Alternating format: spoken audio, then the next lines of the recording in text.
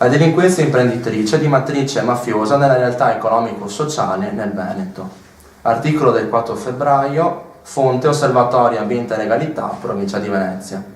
Ulteriori elementi informativi derivanti dalle indagini in corso attestano che la delinquenza imprenditrice di matrice mafiosa, camoristica o 'ndranghetista sta proseguendo nell'azione di filtrazione in Veneto.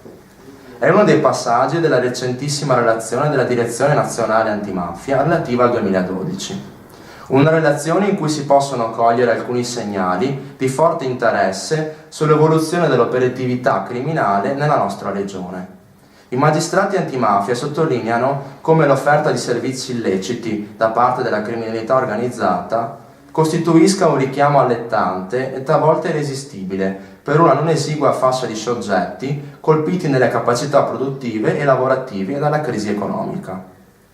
La presenza delle mafie in Veneto è differente rispetto a quella delle regioni d'origine. Questo scenario non esclude che ci si trovi con ogni evidenza di fronte a una situazione in cui le organizzazioni criminali trovano terreno fertile per strategie di mimetizzazione degli interessi illeciti.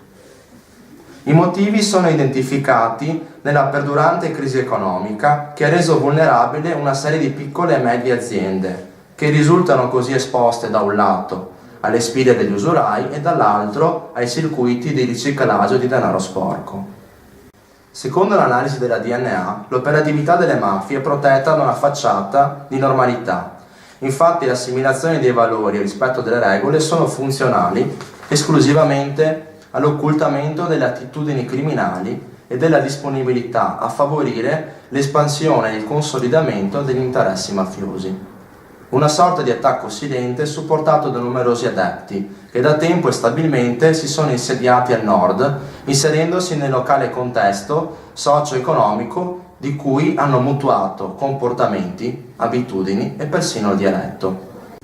Non parliamo solo della camorra, vedi il processo Aspide, ma vi è anche un secondario livello di interesse che le altre mafie rivolgono alla nostra regione. Secondo i magistrati dell'antimafia, mafie diverse possono, almeno per il momento, coesistere dedicandosi agli affari illeciti di rispettivo interesse, forti della rete di collegamenti locali che ciascuno di essi ha saputo realizzare e coltivare nel tempo. Anche la 'ndrangheta è operativa nella nostra regione, vedi l'operazione Zefiro. C'è anche un'inchiesta condotta dalla DDA di Venezia che illumina in particolar modo l'operatività dei gruppi criminali nel nostro territorio. 13 persone sono state raggiunte nel maggio del 2012 da misure cautelari per reati di estorsione aggravata, detenzione di armi, truffa ed altro.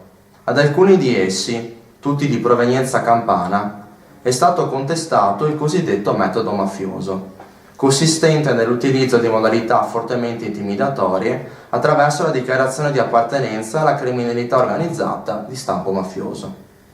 Gli imputati hanno agito attraverso accordi di intese con un funzionario di Banca di Caorle, un imprenditore veneto ed alcuni pregiudicati napoletani che grazie ai collegamenti con la malavita organizzata procuravano moduli per assegni sottratti in bianco e compilati per oltre 4 milioni di euro. Una modalità operativa che sembra dimostrare la capacità di inserirsi nel tessuto economico, avvalendosi di numerosi soggetti meridionali da tempo residenti in Veneto, in qualche modo vicini ai clan delle terre d'origine, che diventano efficaci tramiti tra le esigenze locali e la disponibilità a fornire risorse e servizi che i sodalizi mafiosi sono in grado di garantire.